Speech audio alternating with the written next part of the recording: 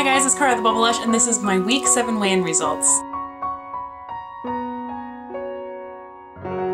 So I just wanted to start off this week by giving you a huge thank you. I received an amazingly warm, wonderful, just amazing response to last week's video. If you haven't watched it yet, check it out. I will put a link below. I think it resonated with a lot of you, and I so appreciate you trusting me enough to share your stories with me. A lot of them hit very close to home, and more than a few of you made me cry. So some good tears and some bad tears. It was a tough topic, and so I figured we would follow up with maybe a tougher topic. Sorry. So one thing I have found during my journey to lose weight and to be healthier and fitter and everything, just everything, is that it is way more mental than I ever gave it credit for being.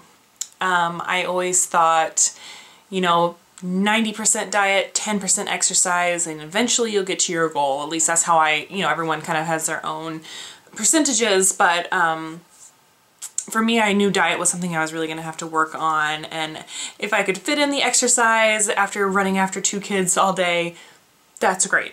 But I really wanted to focus on diet. And it turns out it is so much more mental than I thought it was ever going to be.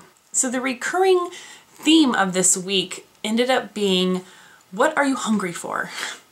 What are you hungry for?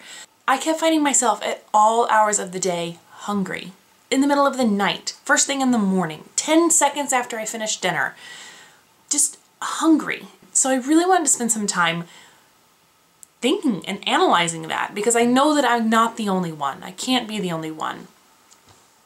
And so when I kept asking myself, what are you hungry for? I think that this kind of can be broken down into 3 categories. Well, really 2, but I want to get 1 out of the way. So if you want to take it from a literal sense, some things that you can consider are, you know, what are your cravings? Do you have any nutritional deficiencies? Are you craving like non-food items, and it could be a pica type thing, or are you just hungry because you're actually thirsty? So if you want to look at it from a literal sense, those are obviously some things you can consider. So once you push that aside, what I'm really talking about, what are you hungry for, can be broken down into 2 categories. What's pushing you and what's holding you back. So the first one, what are you hungry for? What are your goals? What things do you want to achieve? Do you want to run a marathon? Do you want to hike when you're on vacation? Do you want to run after your kids up and down the block and not be winded? What is your motivation? What are you so hungry to achieve? Because that hunger is what's going to propel you towards success when you're starting to doubt yourself. So that's always something that's good to keep in mind. Your goals. Why are you doing this? What are you hungry for? What do you want to achieve in life?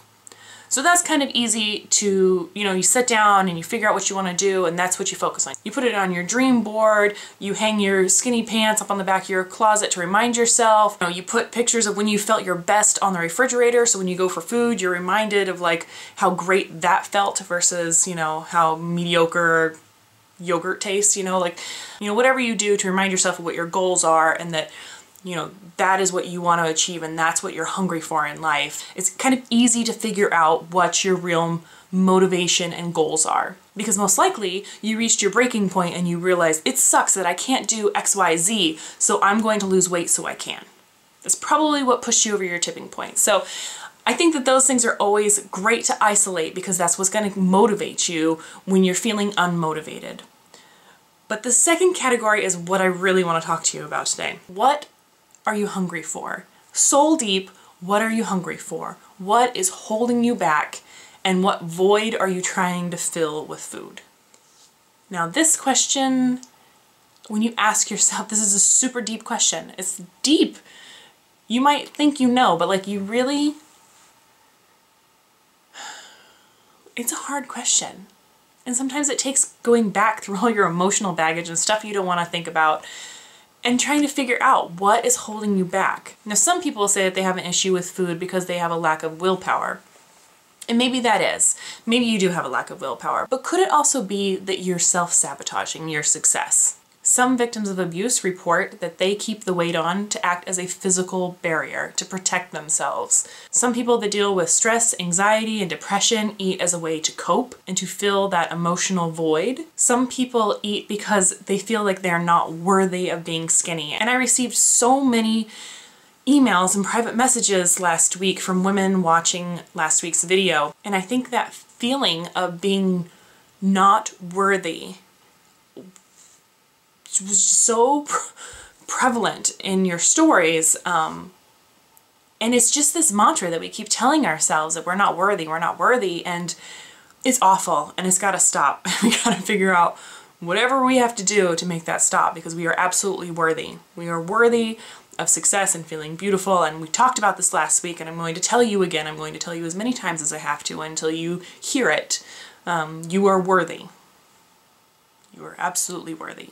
And then other times I think it falls into a control issue, that, you know, things in our lives are outside of our control, but what we eat, we can control. A real life example of this that a lot of us see is a toddler that's a picky eater. They don't have any control over really anything in their life except for what goes in and what goes out. I think a lot of times food just becomes something that we can control when the rest of our life is feeling crazy. And I think this kind of goes into stress and anxiety and depression and just trying to fill that emotional void. And so I just kept asking myself this week. I would find myself opening the refrigerator and looking and scanning for something good. There's nothing good in my freezer or fridge anymore. There's no ice cream, there's no chocolate, there's no nothing. Chris brought in some Girl Scout cookies, and I'm proud to report that I haven't had a single one. So this week I gained 0.2 pounds, which really is nothing in the grand scheme of things. 0.2 pounds definitely falls into a day-to-day fluctuation, so I'm not happy about it or sad about it. It's just kind of a flat week. So what that tells me is that I need to do better on portion control, watching what I'm eating, and moving my butt. So I'm going to do yoga this week. I got my yoga mat already. I crossed that off of my checklist, and I'm going to yoga this week. So I need to get back into exercise. But I think I really also have to spend some time sitting down and thinking of what emotionally is the reason why I'm hungry. What am I hungry for? And my immediate reaction is that it's probably anxiety based. It's probably life is a little chaotic, and I want to be comforted by food, and I have to figure out a way to be comforted by things other than food. And that's just something that I have to reprogram in my life. So I don't know. If you are on a weight loss journey as well, I want you to ask yourself this week. What are you hungry for? What is pushing you forward and what is holding you back? So I know the answer to this question, what are you hungry for, is deeply personal, but I would like you to leave a comment on this video. So maybe your goods and your goals for this week, what's something that you did really good, and what's something that's a goal for next week that you need to work on. Thank you so much for watching, guys. I really do appreciate your support. Your little thumbs ups and likes on this video, your comments, the private messages and emails you send me, they touch my heart, and I love reading them. I'm so humbled that you trust me to share your story with me. It's amazing. So that's it. That's the question. What are you hungry for? I'll talk to you guys next week. Take a while to get there. Trust me, I get it. Heck, I'm on a year-long journey to lose 50 pounds. I get that it's a journey. I get that it's a process. But in the meantime, get in front of the camera. Do not crop yourself out of your life, because this is your one life.